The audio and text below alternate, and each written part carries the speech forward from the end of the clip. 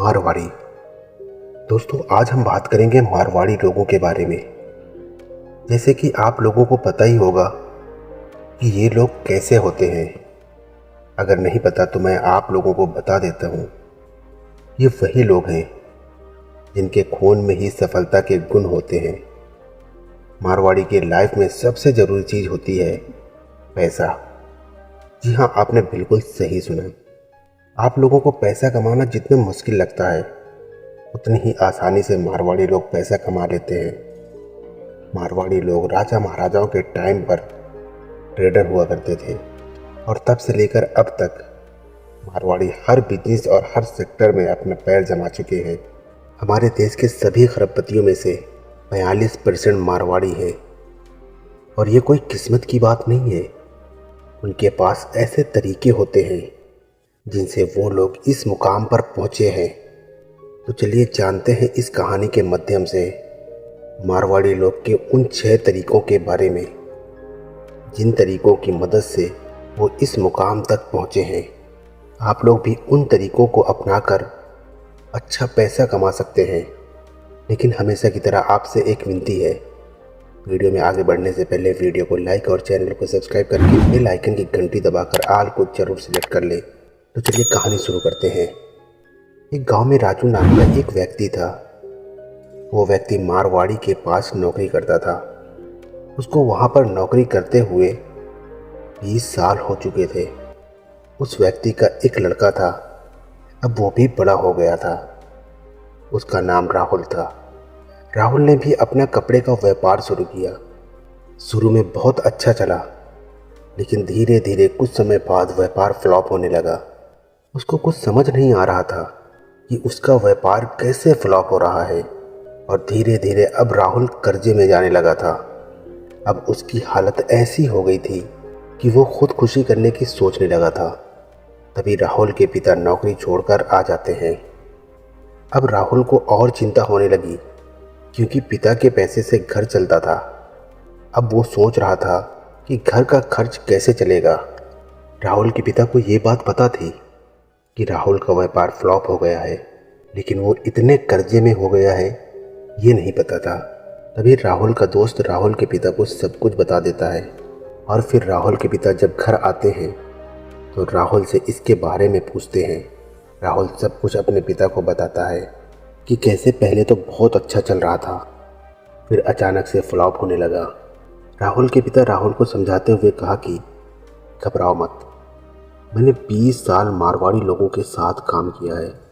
मैं आज तुमको कुछ ऐसे नियमों के बारे में बताऊंगा और मैंने इतना तो सीख ही लिया है कि उनकी सफलता का क्या राज है। आज मैं तुमको 6 ऐसे नियम बताऊंगा, तुमको उसमें 100% सफलता मिलेगी। बस उन नियमों का पालन पूरी ईमानदारी से करना। पहला नियम है अपने पैसे को मैनेज करना। ये मारवाड़ी लोग की सबसे बड़ी पावर होती है।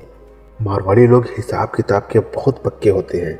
ये पैसा कहाँ से आ रहा है और कहाँ को जा रहा है, कितना पैसा टैक्स में जा रहा है, इसका वो पूरा हिसाब रखते हैं। और इसी हिसाब की वजह से उनका माइंड बिल्कुल क्लियर रहता है और वो पैसों को बचाने के तरीके खोज पाते हैं। उन्हें पता होता है कितना टैक्स वो हर साल देते हैं। इसके बाद ही वो टैक्स बचाने के बेहतर तरीके ढूंढ पाते हैं। उन्हें पता है कितना पैसा कहाँ खर्च हो रहा है, तभी वो फालतू खर्चों को भी रोक पाते हैं और सेविंग में वही पैसा डाल देते हैं। और फिर जब देखते हैं कि सेविंग में कितना पैसा पड़ा है तो वो उसी हिसाब से उसे भी इन्वेस्ट कर देते हैं, ताकि उसी पैसे से और भी एक्स्ट्रा पैसा कमाया जा सके। यही मारवाड़ी लोगों के काम करने का तरीका होता है। और वहीं दूसरे लोग कभी भी अपने पैसों का हिसाब किताब नहीं रख पाते। घर में कितना पैसा आ रहा है, कितना खर्च हो रहा है, कहाँ कहाँ खर्च हो रहा है, कितना पैसा सेविंग अकाउंट में पड़ा है, इमरजेंसी फंड में कितना पैसा है, इसके बारे में साधारण लोग बिल्कुल भी नहीं सोचते हैं। पर वो अमीर ज़रूर बनना चाहते हैं। अगर आप अमीर बनना चाहते हो तो अपने पैसों को मैनेज करना सीखो। दूसरा नियम है पैसे की वैल्यू समझो। और अगर आप भी ये नियम समझ लिए तो आपको अमीर बनने से कोई नहीं रोक सकता। मारवाड़ी को कई लोग कंजूस समझते हैं, पर ऐसा नहीं है। अगर मारवाड़ी के पास 100 रुपये भी हैं और वो जेब में फालतू पड़े हैं तो वो सोचता है कि इसे कहाँ इन्वेस्ट करें ताकि इससे भी कुछ एक्स्ट्रा पैसा कमाया जा सके। मारवाड़ी जब भी बाजार जाता है तो वो सिर्फ वही चीज़ खरीदता है जिसकी उसे सबसे ज़्यादा ज़रूरत होती है।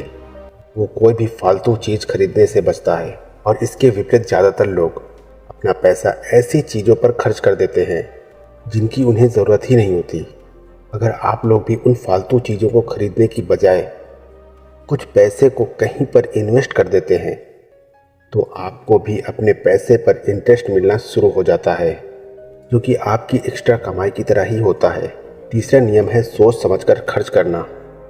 मारवाड़ी लोग बहुत ज़्यादा सोच समझकर पैसा खर्च करते हैं।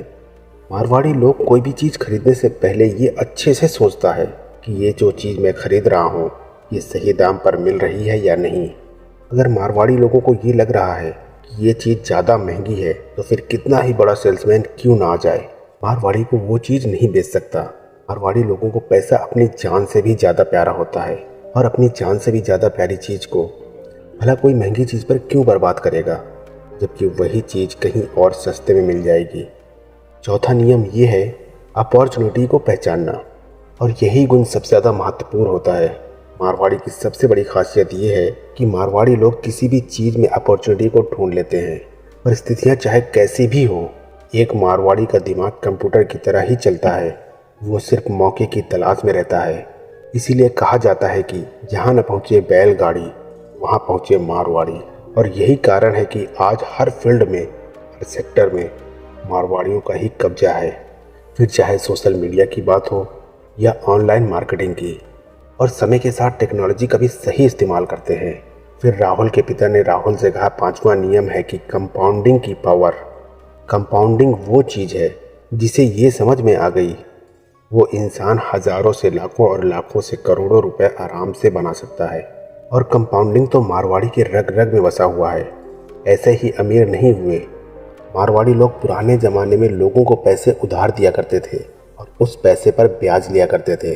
अगर सामने वाला इंसान समय पर ब्याज नहीं चुका पाता था तो वो उस ब्याज पर भी ब्याज लगा देते थे, और फिर इसी तरह वो पैसा इतना ज़्यादा हो जाता था कि सामने वाला वो पैसा नहीं चुका पाता था। तब उसकी ज़मीन या उसका घर बेचकर मारवाड़ी अपना पैसा वसूल लेता था। वैसे आज के समय पर बैंक होने की वजह से ब्याज वाला धंधा बंद हो गया है, पर और भी ऐसे तरीके हैं जहां मारवाड़ी कंपाउंडिंग के जरिए अपने पैसे को डबल तिबल करता है, और वो है शेयर मार्केट। कुछ लोग शेयर मार्केट को जुआ सट्टा से कंपेयर करते हैं। उसका रीज़न ये है कि उन्होंने कभी शेयर मार्केट को समझने की कोशिश ही नहीं की है, और इसी वजह से बहुत से लोग हैं जो शेयर मार्केट की कंपाउंडिंग को नहीं समझ पाते हैं। छठा नियम है रिस्क लेने से मत डरो। अभी भी आप लोगों के अंदर ये सवाल चल रहा होगा कि मारवाड़ी लोग किसी भी काम में सफल कैसे हो जाते हैं। तो मैं आपको बता दूं कि मारवाड़ी लोग कभी रिस्क लेने से नहीं डरते। उनका मानना है कि जो जितना बड़ा रिस्क लेता है उन्हें बड़े रिस्क का इनाम भी उतना ही बड़ा मिलता है।